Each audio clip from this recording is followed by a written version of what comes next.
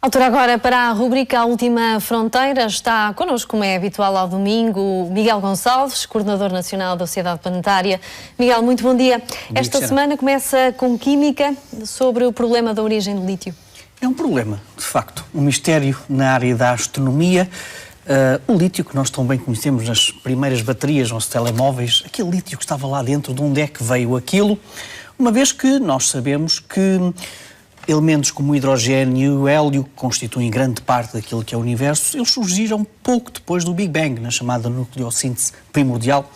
Aconteceu entre 10, 20 segundos após o Big Bang, e depois durante os seguintes 20 minutos, e sabemos que aí nasceram o hidrogênio e o hélio que nós conhecemos hoje no universo, mas também uma pequena parte, uma pequena porção de outros elementos um bocadinho mais pesados, neste caso, o lítio e o berílio. Só que, quando os astrónomos e os cosmólogos olham para a evolução destes elementos químicos, eles chegaram à conclusão que cerca de 25% do lítio surgiu precisamente pouco depois do Big Bang. A questão parece óbvia. Então, onde é que estão os restantes 75%? E essa foi sempre a questão que ficou marcada na astronomia como a questão do problema da origem do lítio. Bom, eis que surgiu agora um estudo que vem, no fundo, dar substância a uma hipótese que já tinha sido formada há bastante tempo, mas que agora, nestas observações feitas pelo Very Large Telescope, do Observatório Europeu do Sul, consegue-nos dizer, traçar, digamos assim, onde é que vem, então, precisamente o lítio. E, então, para isso, os astrónomos observaram aquilo que se chama um fenómeno conhecido como nova. Não é supernova. Nós geralmente falamos aqui de supernovas que estão sobretudo associadas à explosão final de estrelas de grande massa. Há outro tipo de supernovas, mas este é o mais conhecido. Mas este é um termo diferente. Nova é um evento diferente. E este evento acontece quando temos, olha, exatamente como está nesta animação, quando temos duas estrelas, quando temos um binário de estrelas, e uma delas é uma anã branca, que começa a sugar material de sua companheira. E à medida que vai sugando esse material, cria uma espécie de um envelope de hidrogênio à sua volta. Ora, quando esse envelope de hidrogênio é muito, muito denso, há uma espécie de uma explosão. E essa explosão, então, se calhar está mesmo relacionada com a formação de lítio no universo.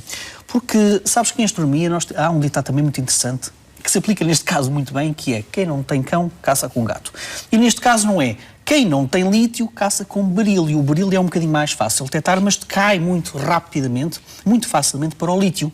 E quando os astrónomos olharam para esta nova que se deu num binário estelar, encontraram uma gigantesca quantidade de berílio que depois eles sabem que vai decair precisamente em lítio.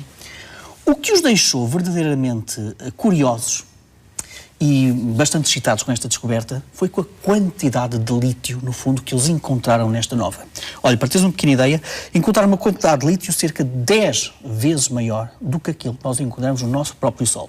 Extrapolando, no fundo, esta quantidade de lítio para aquilo que nós conhecemos que é hoje a quantidade presente no lítio no universo, basicamente isto diz-nos que são precisos apenas 2 novas por ano, 2 eventos como estes por ano, para nós termos precisamente a quantidade de lítio que nós achamos que estão presentes na Via Láctea, em toda a nossa galáxia. Portanto, 2 novas por ano fornecem lítio suficiente para a Via Láctea. E, portanto, eis então que está aparentemente descoberto o motor, onde é que está a origem precisamente do lítio, ou de grande parte do lítio do universo, aqueles 75% que nós não sabemos de onde é que vinhamos.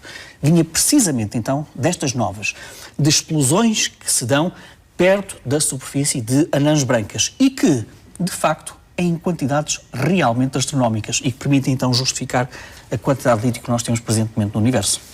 Miguel, e nós agora queremos saber, não o que é uma supernova, já mencionaste, mas uma superterra. É um termo curioso.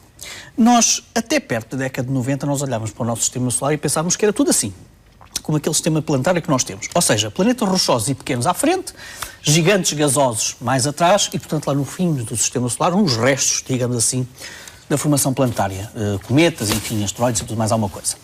Mas quando, a partir da década de 90, nós começámos a descobrir planetas lá fora, que giram à volta de outras estrelas, nós encontramos todo um conjunto de sistemas planetários completamente diferentes do nosso. Basicamente, nós podemos encontrar planetas gigantes, como, por exemplo, Júpiter e Saturno, perto das estrelas. E então passamos a ter uma nova classificação de planetas chamados Júpiteres quentes. Mas, se calhar, o tipo de planetas mais extraordinários que os astrónomos encontraram, e em alguma quantidade, foi aquilo que chamavam de superterras. Ou seja, planetas que têm cerca de 2 a 10 vezes a massa da Terra e que os cientistas pensavam que seriam, no fundo, mais maciços que a Terra, mas que continuariam a ser rochosos. E, portanto, daí a designação superterras. E depois, quando olharam para o nosso sistema solar, faziam essa pergunta. Então, mas se nós encontramos tantas superterras lá em cima, porque é que não existe nenhuma aqui no nosso próprio sistema solar? Porque, de facto, é isso que acontece. Dos planetas rochosos, o maior é o nosso, é precisamente o planeta Terra, e depois não encontramos nenhuma outra classificação parecida com as superterras que encontramos lá em cima. Mas então que agora aparece um estudo feito por 2 cientistas, um deles até bastante conhecido nesta área da astronomia planetária, e que identifica este problema como sendo um não problema. A questão é que nós, se calhar, temos que conhecer melhor os planetas a que chamamos de superterras, que se calhar não têm nada a ver com, parecidos, no fundo, com a nossa Terra. E porquê é que ele faz esta análise? Porque quando ele olha para estes superterras, ele diz, não, é que vamos imaginar um planeta que tenha 2 vezes a massa da Terra. Então vamos imaginar que cerca de 1,6% dessa massa está no núcleo. Temos o núcleo rochoso. E tudo o resto é atmosfera. Bom, então nesse caso nós temos um planeta de facto um bocado parecido com a Terra. Parecido assim, enfim, na sua constituição. Mas, e se for ao contrário? E se tivermos um núcleo rochoso, cerca de 1 vez a massa da Terra, ou um bocadinho menos do que isso, e depois o resto, para chegar às 2 massas da Terra, seja atmosfera? Então temos algo parecido com Neptuno. Ou seja, temos um corpo rochoso no centro, um núcleo muito rochoso, mas tudo o resto é atmosfera, tudo o resto é gás, que tem pressões muito, muito, muito poderosas e que aquilo não é nada parecido com a Terra. Claro, nós estamos de acordo que Neptuno não é nada parecido com a Terra. Então o que ele diz é o seguinte, não, de acordo com os nossos estudos, nós temos é que mudar a classificação. Então o que é que ele propõe para a nova classificação de planetas?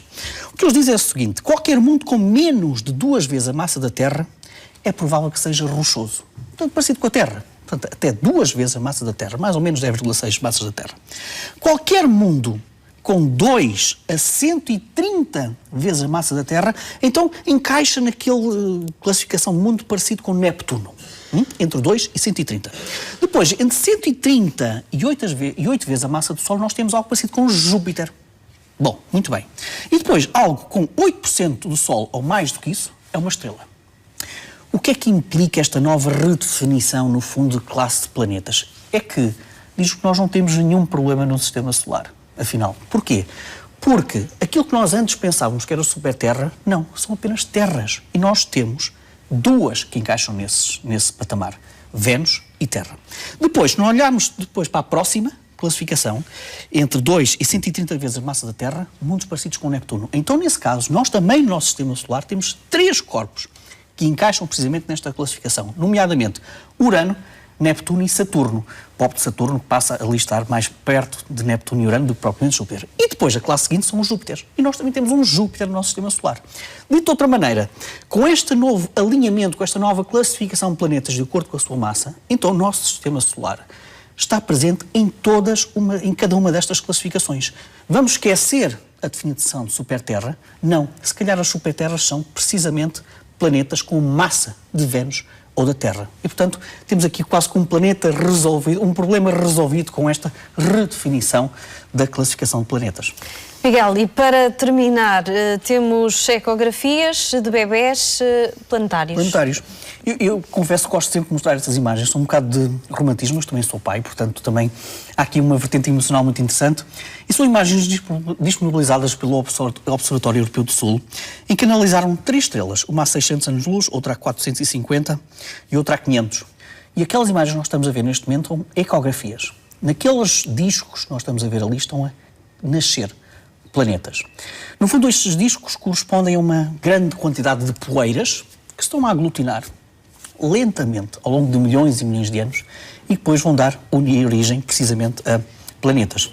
Só para termos uma pequena ideia, aquelas espirais, aqueles discos que nós vimos, aqueles têm uma distância de centenas de milhões de quilómetros.